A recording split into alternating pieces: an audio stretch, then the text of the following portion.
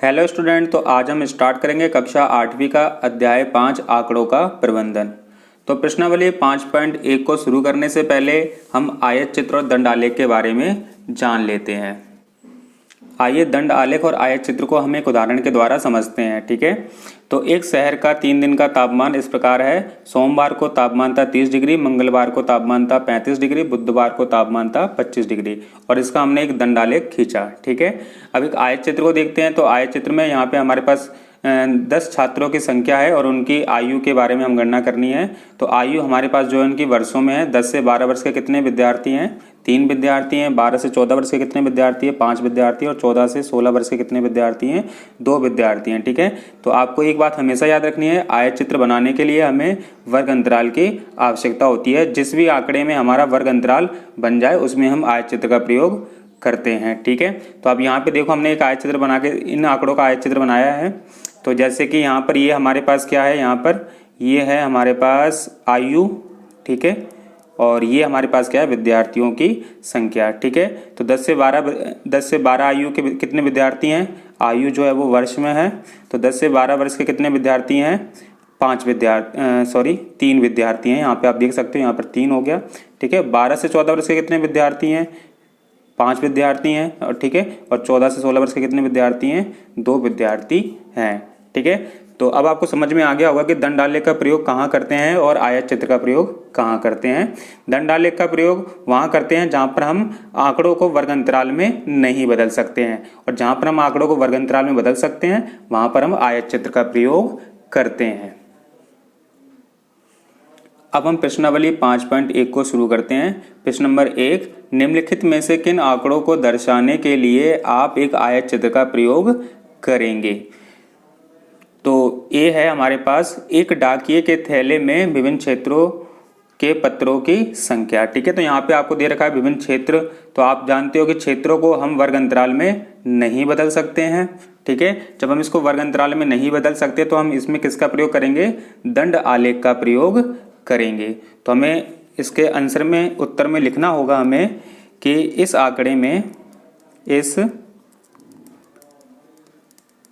आंकड़े को वर्ग अंतराल में विभाजित, ठीक है, नहीं किया जा सकता, नहीं किया जा सकता, इसलिए इसमें दंड आलेख का प्रयोग करेंगे। अब हम पढ़ते हैं बी पार्ट को। किसी खेलकूद प्रतियोगिता में प्रत्याशियों की ऊंचाइयां। ठीक है, तो प्रत्याशियों की जो ऊंचाइयां हैं उसमें हम उसको हम वर्ग अंतराल में विभाजित कर सकते हैं। तो इसलिए हम इसमें किसका प्रयोग करेंगे? आयत चित्र का प्रयोग करेंगे। तो आप लिखोगे इस आंकड़े को वर्ग अंतराल में विभाजित किया जा सकता है, इसलिए इसमें आयत चित्र का प्रयोग करेंगे। ठीक है, इसी प्रकार आपको सी पॉइंट लिखना है। 5 कंपनियों द्वारा निर्मित कैसेटों की संख्या। तो यहाँ पे कंपनियों के नाम दिए हुए हैं, तो इसलिए हम इसमें दंड आलेख का प्रयोग करेंगे, क्योंकि इसको हम वर्ग अंतराल में नहीं बदल सकते हैं। ठीक है, इसमें हम किसका प्रयोग करेंगे? दंड आलेख का। ठीक है, उसके बाद हम डी पॉइंट पढ़ते हैं। किसी स्टेशन पर प्रातः 7 बजे से सायं 7 बजे तक रेलगाड़ियों से जाने वाले यात्रियों की संख्या। ठीक है, तो यहाँ पर जो हमारे पास समय दिया हुआ है उस समय को हम किसमें विभाजित कर सकते हैं? वर्ग अंतराल में विभाजित कर सकते हैं। तो इसलिए हम इसमें किसका प्रयोग करेंगे? आयत चित्र का प्रयोग करेंगे, आयत चित्र का। ठीक है, तो इस प्रकार आपको ये पॉइंट लिख देने हैं। तो अब हम करेंगे प्रश्न नंबर 2। प्रश्न नंबर 2 में दिया हुआ है, किसी विभागीय स्टोर पर खरीदारी करने आए व्यक्तियों को इस प्रकार अंकित किया जाता है।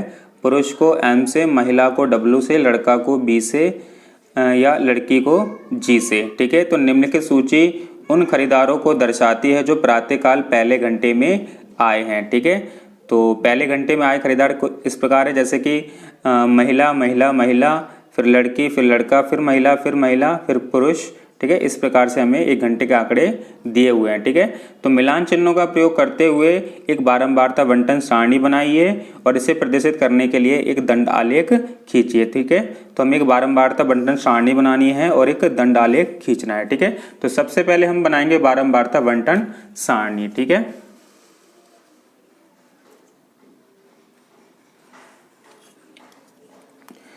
तो बारंबारता बंटन सारणी बनाने के लिए आपको पेंसिल और स्केल का यूज़ करना है, ठीक है। तो हम इसका यूज़ करते हैं। सबसे पहले आपको लाइन खींचनी है इस प्रकार। तो हम यहाँ पे लिख देते हैं पहले खरीदने वाले, ठीक है, खरीदने वाले, ठीक है, इस प्रकार। तो हमने यहाँ लिख दिया खरीदने वाले। फिर एक और लाइन खींचते हैं, ठीक है। फिर इसके बाद हम लिखेंगे मिलान चिन्ह, मिलान चिन्ह, ठीक है। आपको पेंसिल से बनाना है ताकि अगर कहीं गलत हो तो हम उसे मिटा सकते हैं। मिलान चिन्ह के बाद हमें लिखना है संख्या, ठीक है। तो अब यहाँ थोड़ा सा गैप दे दें इस तरीके से। फिर हम यहाँ लिख देते हैं संख्या, ठीक है। तो ऊपर से लाइन खींच देते हैं,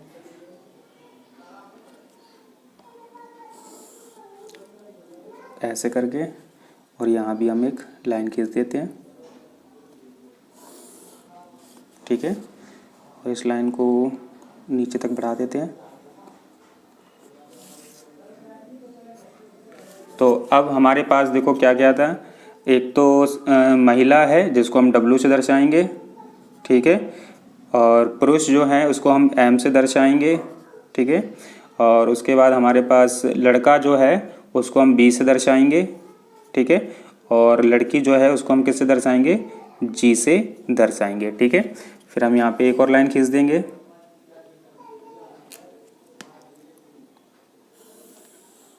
इस तरीके से, ठीक है।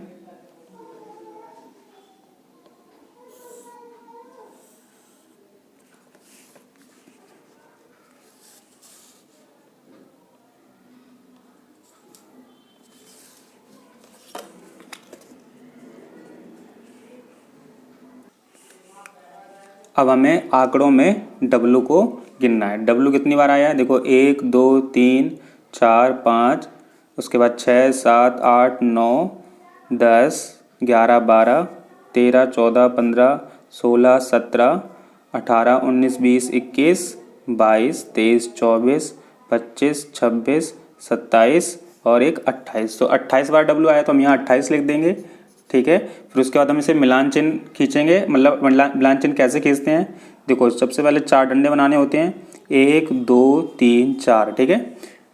5वें डंडे को हम फिर यहाँ से ऐसे तिरछा खींचते हैं, ठीक है।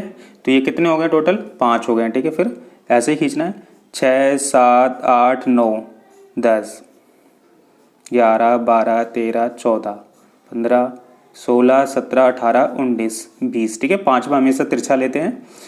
21 22 23 24 25 26 27 28, ठीक है। उसके बाद हम पुरुष की संख्या गिनते हैं। तो पुरुष कितने हैं हमारे पास, मतलब जो M है वो कितनी बार आए हैं उनको गिन लेते हैं। 1 2 1 2 3 4 5 6 7 8, उसके बाद 9 10 11 12 13 14 15, ठीक है। तो M कितनी बार आया है, 15 बार। तो हम इसके लिए मिलान चिन्ह मतलब 15 हमें डंडे खींचने हैं। 1 2 3 4 5 6 7 8 9 10 11 12 13 14 15, ठीक है। ऐसे ही हम B यहाँ पे गिनेंगे, B कितनी बार आए हैं। B जो हमारे पास यहाँ पे 5 बार आए हुए हैं। तो हम यहाँ 5 डंडे खींचेंगे, 1 2 3 4 और ये 5। और G को गिनेंगे, G कितनी बार आए हैं, 12 बार आए हैं। तो हम यहाँ 12 लिख देंगे। 1 2 3 4 5 6 7 8 9 10 11 12, ठीक है। तो यहाँ पर कुल कितनी संख्या है इनको गिने, तो ये कुल हमारे पास हैं 60, ठीक है।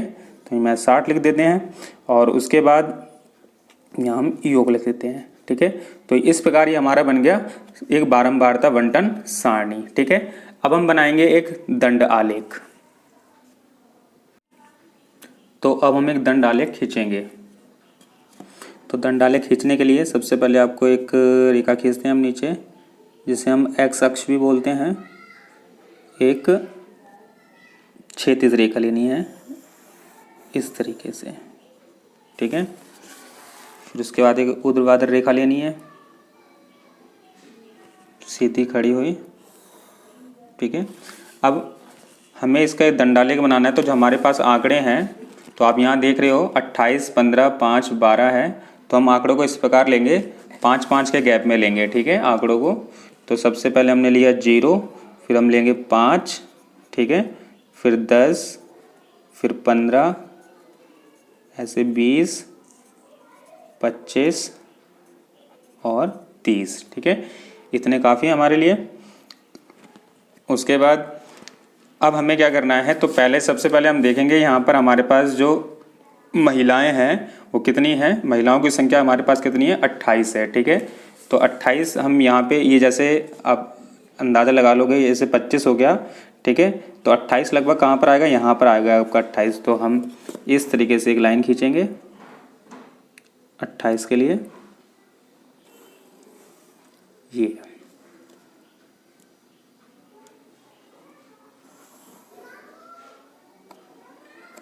ठीक है।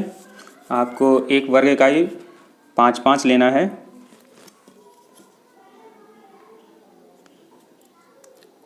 और इसको ऐसे मिला देंगे, ठीक है।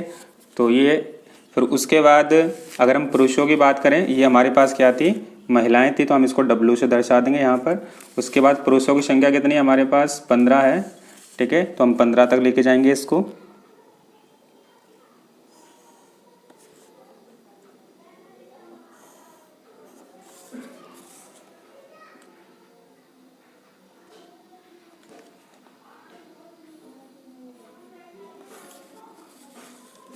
उसके बाद जो लड़कों की संख्या 5 है और लड़कियों की संख्या 12 है, ठीक है। तो लड़कों की संख्या 5 है, तो हम इसको 5 तक बनाएंगे,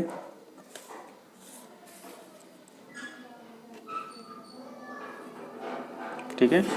और लड़कियों की संख्या कितनी है, 12, तो हम इसको 12 तक ले जाएंगे। यहाँ तक 10 हो गया, थोड़ा सा और ऊपर ले लेते हैं इस तरीके से, ठीक है, और इसको मिला देते हैं।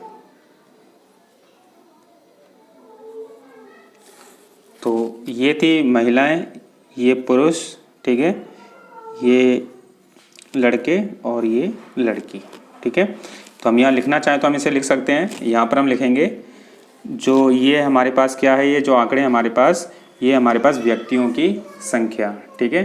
तो हम यहाँ लिख देते हैं व्यक्तियों की संख्या, व्यक्तियों की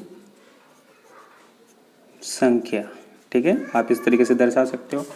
तो ये क्या थी, महिला, तो हम यहाँ लिख देते हैं महिला, ठीक है। ये हमारे पास क्या थे, पुरुष, तो हम इसमें पुरुष लिख देते हैं। ये हमारे पास लड़का, लड़का, और ये हमारे पास क्या थे, लड़की, ठीक है। तो इस प्रकार क्वेश्चन नंबर 2 का दंडालेख आपको बनाना था, ठीक है।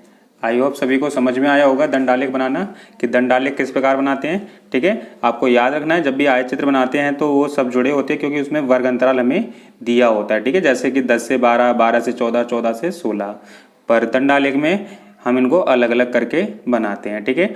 आप चाहें तो ये जो दंड है, या तो आप इनको ऊर्ध्वाधर बना दो, या आप इसको ऐसे भी बना सकते थे, 36 लेकर, ठीक है।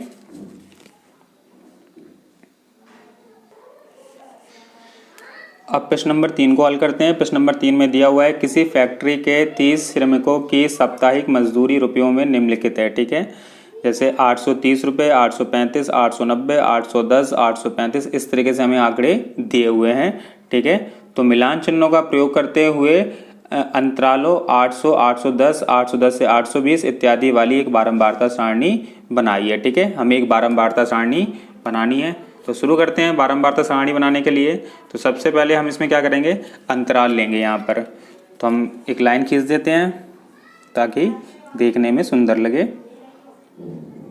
इस तरीके से आप लाइन खींच दो, यहाँ से भी एक लाइन खींच देते हैं इस तरीके से, ठीक है। फिर यहाँ अंतराल के लिए हम एक लाइन ले लेते हैं इस तरीके से, फिर मिलान चिन्ह के लिए ले लेते हैं, ठीक है, और फिर बारंबारता के लिए ले लेते हैं। और हम यहाँ पे इसमें इस प्रकार लिखते चले जाएंगे कि जैसे हमारे पास क्या क्या आंकड़े दिए हुए हैं। जैसे तो हम यहाँ लिखेंगे अंतराल, ठीक है, आप इसे वर्ग अंतराल भी लिख सकते हो। यहाँ हम लिखेंगे मिलान चिन्ह, मिलान चिन्ह, और यहाँ पे हम लिखेंगे बारंबारता, बारंबारता। ठीक है, अब इसको मिला देते हैं इस तरीके से। ठीक है, तो अब हमारे पास जो आंकड़े हैं उन आंकड़ों को हमें वर्गांतराल में बदलना है, और इस प्रकार बदलना है कि जैसे 800 से 810 और 810 से 820। ठीक है, तो हमारे पास देखो कम से कम जो आंकड़ा है वो कितना है, कम से कम अगर हम आंकड़े को देखें तो कम से कम हमारे पास यहाँ पर है 830, 810, उससे भी कम है क्या, देख लेते हैं एक बार। 804, 804 से भी कम है क्या हमारे पास, नहीं। सबसे छोटा जो आंकड़ा है हमारे पास क्या है, 804 है। ठीक है, और सबसे बड़ा आंकड़ा देखते हैं कितना है हमारे पास, 898। ठीक है, 898 से कोई बड़ा है, 898 से बड़ा आंकड़ा हमारे पास नहीं है। तो सबसे बड़ा आंकड़ा कितना है, 898। तो इसका मतलब ये है कि हमको 800 से शुरू करना है। ठीक है, तो सबसे पहले हम लेंगे 800 से 810। ठीक है, क्योंकि हमें इसे लगातार बनाना होता है तो फिर उसके बाद 810 से स्टार्ट करेंगे, 810 से 820। ठीक है, 820 से 830। ठीक है, इसी प्रकार 830 से 840। ठीक है, 840 से 850, 850 से 860। ठीक है, फिर 860 से 870, 870 से 880, 880 से 890 और 890 से 900, क्योंकि 900 से बड़ा कोई आंकड़ा नहीं है। ठीक है, सबसे बड़ा आंकड़ा हमारे पास कितना था, 898 का था। ठीक है, तो हम इसको मिला देते हैं इस प्रकार से।